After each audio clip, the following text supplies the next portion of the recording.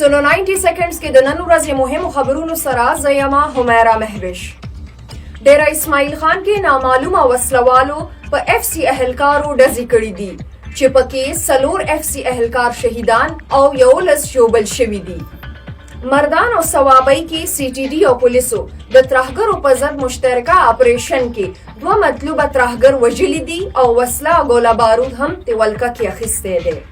د خیبر پختونخوا وزیر اعلی سهیل افریدي په خپل لومړي اجلاس کې د زم اضلاع لپاره د میډیکل کالج او د یونیورسيټي اف ماډرن ساينسز جوړولو اعلان کړی دی.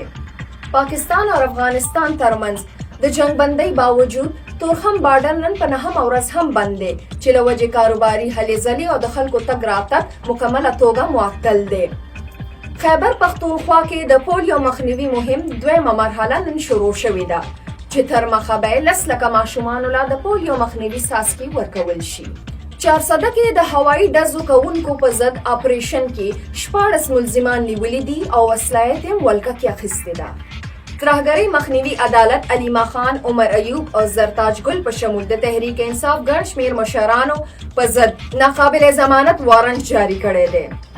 دا تر دې دمه مهم خبرونه نورو خبرونو او معلوماتو لپاره سونو پښتونخوا سره اوسئ.